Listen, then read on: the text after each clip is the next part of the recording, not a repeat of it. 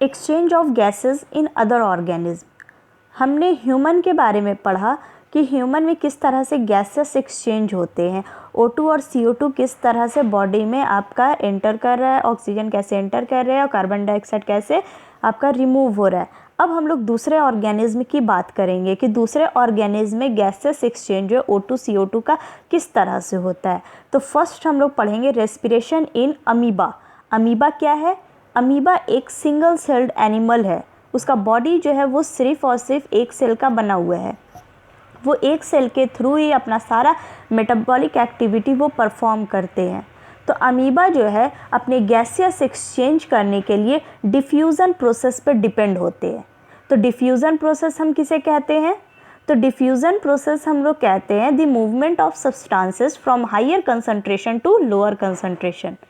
Diffusion एक ऐसा process है जिसमें आपका मॉलिक्यूल्स का, आपके सब्सटेंसेस का हायर कंसंट्रेशन से लोअर कंसंट्रेशन में आपका मूवमेंट होता है। जैसे एग्जांपल लेते हैं डिफ्यूज़न का कि अगर आप एक रूम में इंसेंस स्टिक को आप बर्न करो, एक अगरबत्ती आप जलाते हैं तो उसका स्मेल जो है वो थोड़े देर में ही पूरे रूम में, आपके अगल बगल वाले रूम में भी वो आपका स्मेल जो है स्प्रेड कर जाता है। तो कैसे स्प्रेड कर रहा है? तो यही डिफ्यूज़न प्रोसेस के थ्रू ही स्प्रेड कर रहा है, क्योंकि यहाँ पे जो आपके गैसेस पार्टिकल्स होते हैं वो एयर में ट्रैवल करते हुए वो, क्योंकि जहाँ पे आप जलाए हो तो वहाँ पे तो ज़्यादा स्मेल है, वहाँ का आपका कंसंट्रेशन हाई है, लेकिन बगल वाले रूम का कंसंट्रेशन कम है।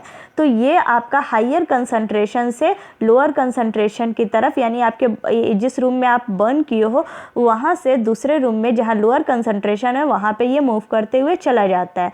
तो इसी तरह आपका कोई भी सब्सटेंस, कोई भी मॉलिक्यूल्स का मूवमेंट जो होता है वो इस प्रोसेस के थ्रू अगर हो रहा है तो हम लोग कहेंगे डिफ्यूज़न प्रोसेस के थ्रू हो रहा है। तो डिफ्यूज़न समझ में आई कि डिफ्यूज़न हम किसे कहते हैं?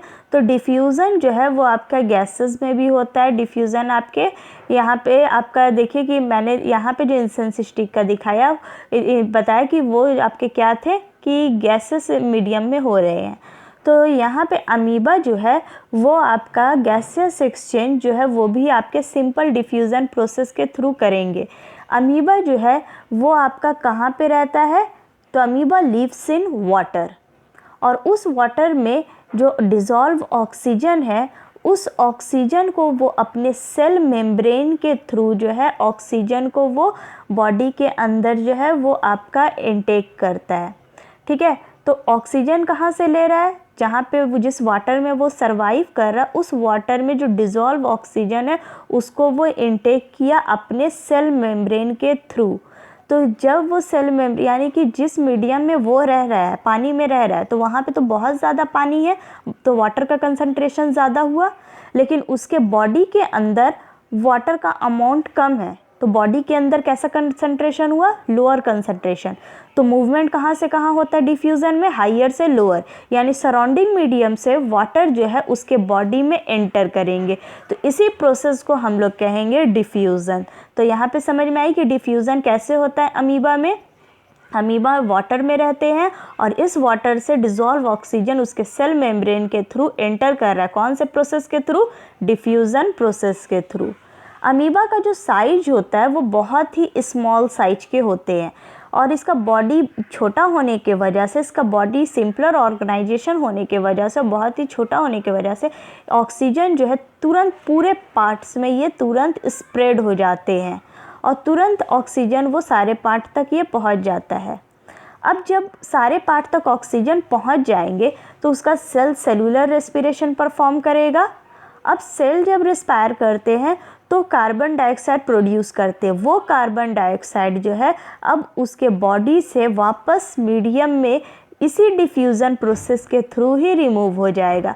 जो उसके बॉडी पे सेलुलर रेस्पिरेशन के टाइम पे जो बॉडी में CO2 बना वो CO2 जो है उसके सेल मेम्ब्रेन के थ्रू ही जो है वो वापस वाटर में चला जाएगा।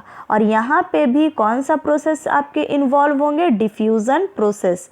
तो हम लोग कह सकते हैं this carbon dioxide can diffuse out through the membrane of amoeba into the surrounding water.